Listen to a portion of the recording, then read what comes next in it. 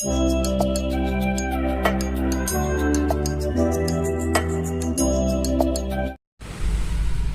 श्री राम दोस्तों, मेरा नाम है Pankaj and welcome back to my YouTube channel rural rider Panku. आप सबों का एक बार फिर से मैं स्वागत करता हूं मेरे यूट्यूब चैनल पर एंड उम्मीद करता हूं कि आप सब स्वस्थ होंगे, मस्त होंगे। तो आज का ये वीडियो बेसिकली है इस टॉपिक पे कि क्यों मैंने अपनी बाइक को अपग्रेड किया। अर्लियर मैं होंडा की होंडा SP 125 यूज़ करता था एंड मैंने उससे अपग्रेड होके बजाज की बजाज पल्सर N250 पे मैंने बाइक को क्यों मुझे बाइक को अपग्रेड करनी पड़ी, क्या ऐसी रीज़न थी कि मुझे 125 सीसी से सीधे 250 सीसी पे अपग्रेड करनी पड़ी। इन सभी चीज़ों पे आज का ये वीडियो डेडिकेटेडली बनाया जा रहा है।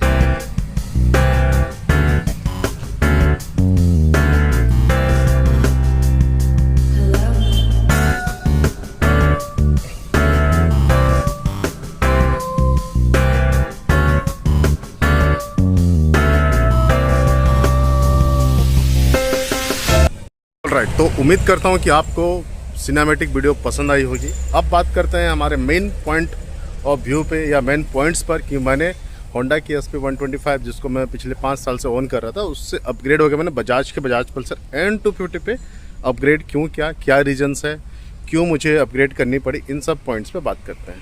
फ्रेंड्स मेरे इस यूट्यूब चैनल पे पुराने होंगे, उनको ये बात बहुत अच्छे से पता होगी कि होंडा की SP 125 जिसको मैंने पहले परचेज़ किया था वो मैंने अराउंड 2021 के आसपास में 2020 के आसपास में परचेस की थी।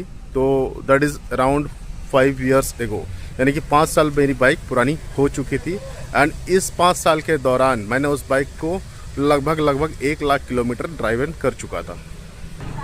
एंड 1 लाख किलोमीटर ड्रिवन करने के बाद आप किसी भी बाइक को अगर आप यूज़ कर रहे हो ना, ओन कर रहे हो काफ़ी लंबे समय से, एंड अगर आप उस बाइक को अराउंड 1 लाख किलोमीटर चला लोगे ना तो उसकी पावर जो है ऑटोमेटिकली ड्रॉप होने लग जाती है और बाइक्स में भी बहुत सारी प्रॉब्लम आपको आने में लग जाती है। हालांकि मैंने मेरे बाइक को बहुत अच्छे से मेंटेन करके रखा हुआ था तो उसमें ज़्यादा कुछ मुझे प्रॉब्लम्स नहीं आई थी। हाँ, थोड़ी बहुत पावर लैकिंग हो रही थी, जब मुझे इंस्टेंट पिकअप की ज़रूरत पड़ती थी तो वो बाइक वो पिकअप प्रोवाइड करके नहीं दे पा रही थी। एंड सेकंड रीज़न क्या था कि उसमें छोटी मोटी इशूज़ भी आ रही थी, जैसे उस बाइक का कॉम्बी ब्रेकिंग सिस्टम हुआ करता था, यानी कि अगर आप पीछे ब्रेक यूज़ करोगे ना तो फ्रंट ब्रेक भी आपकी ऑटोमेटिकली अप्लाई हो जाती थी। वो कहीं ना कहीं थोड़ी सी आप समझ सकते हैं कि थोड़ी सी ख़राब होने के कगार पे थी और उतनी अच्छी वर्क नहीं कर रही थी।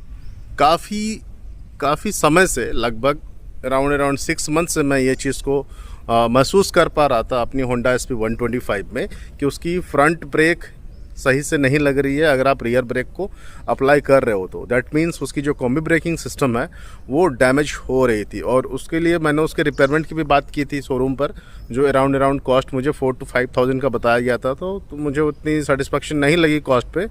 दैट इज़ वन पॉइंट पे डिस्कस करते हैं। सेकंड पॉइंट पे मैं ये कहना चाहूँगा कि जब आप एक बिगिनर लेवल पे आते हैं ना तो आपको एक छोटी सीसी की बाइक की ज़रूरत पड़ती है। तो that's why when I purchase that bike around in 2020, तब मेरे हिसाब से 125 सीसी की बाइक खरीदना मेरे लिए सही था और मैंने उसी बाइक को परचेज़ किया था। एंड वो बाइक मुझे काफ़ी अच्छी सर्विसेज भी दे रही थी और माइलेज की अगर बात करूँ तो दैट्स अराउंड 60+ की माइलेज भी मुझे मिल रही थी। वो उस समय की रिक्वायरमेंट थी, दैट्स वाई मैंने उस समय उस बाइक को परचेज़ की थी। लेकिन अभी क्या हो रही है, अभी मुझे थोड़ी सी लॉन्ग जर्नी मेरी हो रही है, इंस्टेंट पिकअप की ज़रूरत पड़ रही है, ठीक है। सेकंड चीज़ ये है कि अभी मेरे लिए माइलेज उतनी इंपॉर्टेंट फैक्टर नहीं रही है। दैट्स वाई मैंने कुछ बाइक्स को मतलब अपनी शॉर्ट लिस्टेड में रखा था, जैसे अपाची की 160 RTR 2V and 4V as well, है ना, फिर NS 200, उसके साथ साथ मैंने यामाहा की और भी FZS में मूव करने का सोचा था। बट उन सब चीज़ों को देखने के बाद भी ना, जब मैंने बजाज पल्सर N250 के स्पेसिफिकेशंस को देखा, उनकी कॉस्टिंग को देखी कि उस कॉस्ट पे मुझे क्या क्या फीचर्स मुझे मिल रही है, तो कहीं ना कहीं as compare to other brands like TVS, Yamaha और एनी अदर ब्रांड्स और Honda, okay, I liked Bajaj Pulsar N250 mostly. तो सबसे ज़्यादा मैंने बजाज पल्सर N250 को ही पसंद किया क्योंकि उसकी स्पेसिफिकेशंस जो है वो मुझे अच्छी लगी as compare to other bikes, जिसके कारण मैंने बजाज पल्सर N250 में अपग्रेड किया। Talk about the point number 3 कि बजाज पल्सर ही क्यों, दूसरे कोई बाइक क्यों नहीं। एक तो रीज़न होगी स्पेसिफिकेशन, जो मुझे इतनी अच्छी कीमत पे इतने अच्छे फीचर्स मुझे मिल गए। कीमत की अगर बात करूं तो बजाज पल्सर N250 मुझे अराउंड 177-180 के आसपास में कॉस्टिंग पड़ी ऑन रोड जमशेदपुर झारखंड में, है ना। तो इस प्राइस रेंज में आज के समय में आपको 250 सीसी की कोई अन्य बाइक मार्केट में देखने को नहीं मिलती है।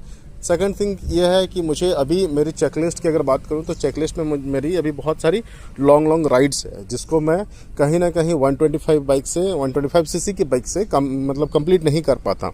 That's why I have chosen Bajaj Pulsar N250 as well. जब भी हम लोग बाइक खरीदने जाते हैं ना, तो हम मिडिल क्लास बॉयज़ कुछ इंपॉर्टेंट टॉपिक्स को ध्यान देते हैं, इंपॉर्टेंस पॉइंट को नज़र रखते हैं। वो इंपॉर्टेंट पॉइंट्स मैं आपको बता दे रहा हूँ। The first point is your need, कि आपकी ज़रूरत क्या है, ठीक है। उसके हिसाब से ही आप अपनी बाइक को परचेसिंग की फिगर आउट कर सकते हो कि कौन सी बाइक आपको परचेस करनी चाहिए।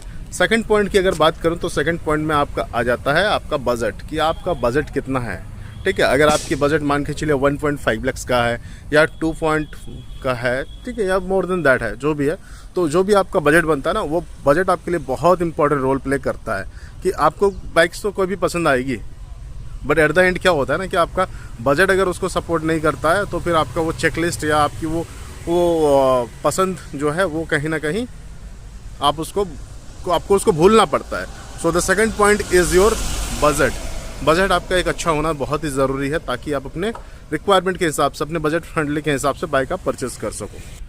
थर्ड पॉइंट में ये बात करना चाहूँगा कि भाई आपको जो बाइक चाहिए, ठीक है, उसमें आप क्या क्या स्पेसिफिकेशंस को लुकआउट करते हैं परचेस करते समय। आप किन किन फीचर्स की आपको ज़्यादा ज़रूरत पड़ती है। आपको अगर नॉन ABS में आप कंफर्टेबल हो कि ABS में सिंगल चैनल में कि डबल चैनल में, ठीक है। देन आपकी सीसीज क्या होनी चाहिए, ये सारी चीज़ों को अगर आप फिगर आउट पहले कर लेते हैं तो बाइक परचेस करने में वो सुविधा होती है। सेम टू सेम यही सारे पॉइंट्स को मैंने मेरी बजाज पल्सर N250 परचेस करने से पहले फिगर आउट कर चुका था कि मेरी ज़रूरत क्या थी। मुझे लॉन्ग राइड पे जानी थी, ठीक है। मुझे उसके लिए सीसी की कितनी ज़रूरत है, अराउंड 200 to 250 सीसी के आसपास में रिक्वायरमेंट पड़ेगी। एंड अगर मेरी बजट की बात करूँ तो मेरी बजट थी अराउंड 2 लाख के ऊपर की बाइक्स में अफोर्ड नहीं कर सकता था। तो इसी के कारण बजाज पल्सर N250 मुझे ज़्यादा से ज़्यादा पसंद आई, क्योंकि ये बाइक जो है मेरी बजट में आ जाती है। भाई 1,77,000 1,80,000 के आसपास में मुझे ये बाइक मिल गई, which is too good deal for me. मेरे ऐसे बहुत सारे राइड की प्लानिंग है अभी चेकलिस्ट में, जिनको मुझे कवर करनी है। तो अगर मैं दूसरी कोई सीसी की बाइक लिया होता ना, तो थोड़ी सी डाउट मुझे भी रहती कि मैं वो सारे जो जर्नी है वो मैं कंप्लीट कर पाऊँगा कि नहीं। But right now I am with Bajaj Pulsar N250 and I am pretty much sure कि जो भी मेरी जर्नी होने वाली है वो डेफिनेटली बहुत ही अच्छी होगी। सो ये थे मेरे कुछ इंपॉर्टेंट पॉइंट्स जिसके कारण मैंने अपनी Honda SP 125 से अपग्रेड होके बजाज पल्सर N250 में मैंने अपने आप को अपग्रेड किया।